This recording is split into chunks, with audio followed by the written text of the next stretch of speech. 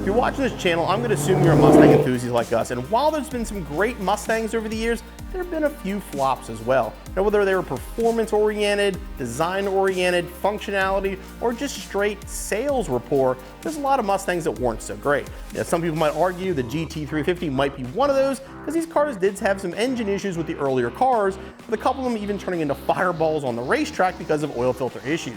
But when it comes down to it, there are definitely some worse cars than the GT350. Well, I know some of you guys probably own these cars. Again, these were cars that maybe are not terrible cars, but they weren't the best examples of the breed. So here's my top 10 worst Mustang flops.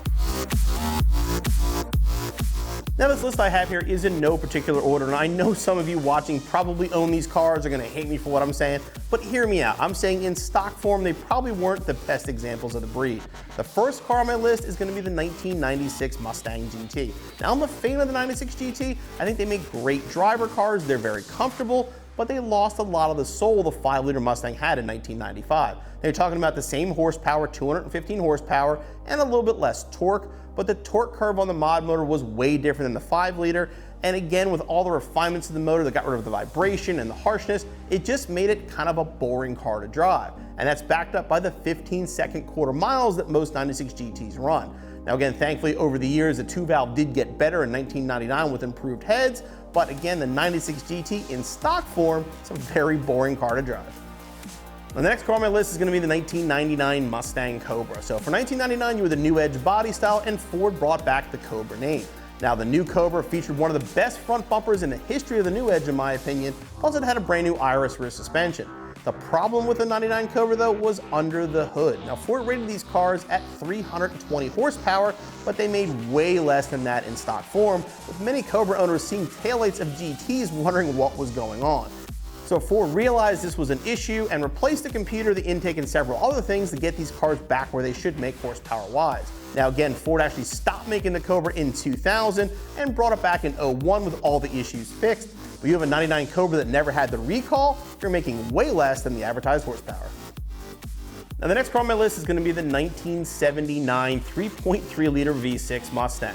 Now, 79 brought a brand new Mustang. It was the first Fox body Mustang, which was a nice improvement over the outgoing Mustang 2. Unfortunately, some of the Mustang 2 performance stuck around thanks to the fuel crisis.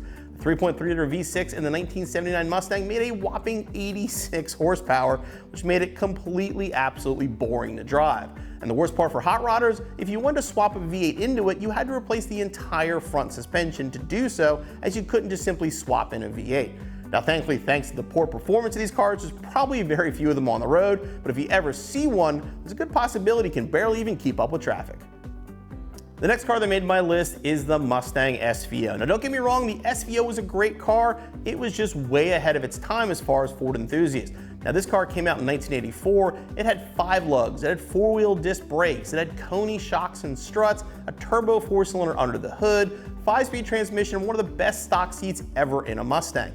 Now, these cars were lighter than the Mustang GT and overall a much better performance car. The problem was it had a lot of European influences, which Mustang people were just not ready for, and it was almost $5,000 more than the Mustang GT. Now, while it handled better and would be acceleration-wise right with the Mustang GT, that extra $5 grand, a lot of people had trouble spending it, which made SVOs somewhat rare back in the day and even more rare today. But again, they were an excellent performance car, and a lot of the things the SVO had showed up in later Mustangs, but it was just too early for many enthusiasts. The next on my list is the 2015 through 2017 Mustang V6. Now again, I know a lot of you guys have them, and it was the best V6 Mustang ever. Now, the S550 chassis came out, and it was a game changer from Ford. Completely different chassis, way different performance. It was a lower, wider car, and enthusiasts loved it. The V6 was carried over, and you had the 3.7, but it was over 300 horsepower, which was great power for a V6. I mean, back in the day, Cobras barely made that horsepower, and now you're getting it in a V6. But you can tell the V6 was aimed at the rental car market, as there were very few options available for the V6. You know, your GT had a ton of options, your EcoBoost had a ton of options, but the V6 was basically only a base model. And the EcoBoost, being similar in price, offered a little bit better performance, especially more torque than the V6, and they showed up really popular in rental cars, and they held up well. Basically left the V6 with nowhere to go, and they were quietly discontinued in 2018.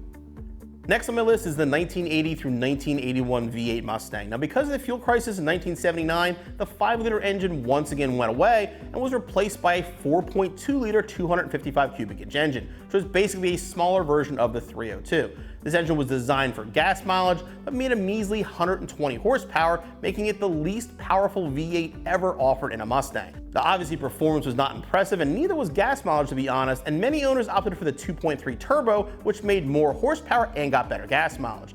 Now, thankfully that engine went away in 1982 when Ford announced the Boss was back and brought back the 5-liter Mustang GT.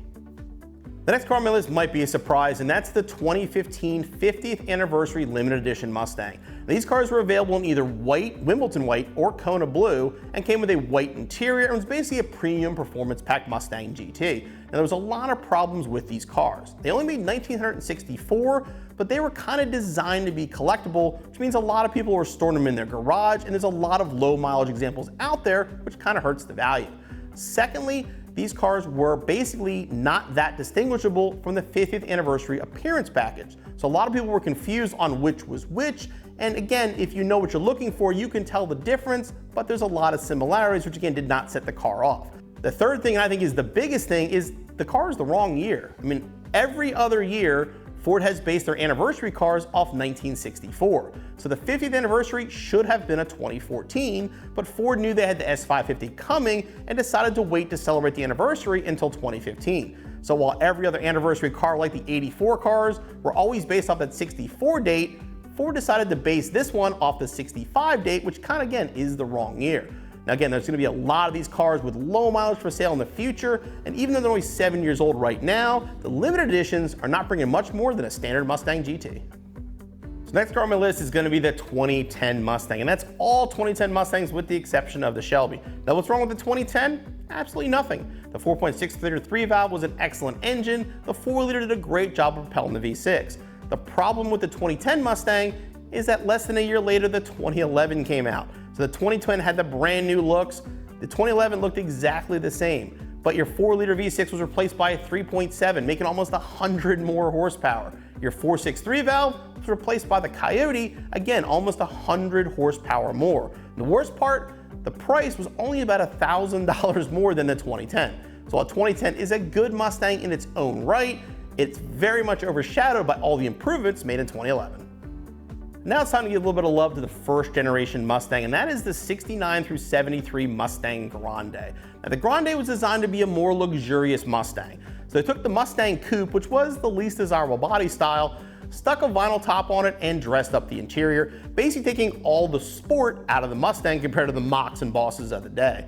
These cars were available with any engine, so you actually could get a 428 in your Grande, but most owners opt for a basic 302, making for a very, very boring sedan. Now these cars are a little desirable today because again, they are first gen Mustangs, but overall the Grande definitely missed the mark with a lot of Mustang enthusiasts.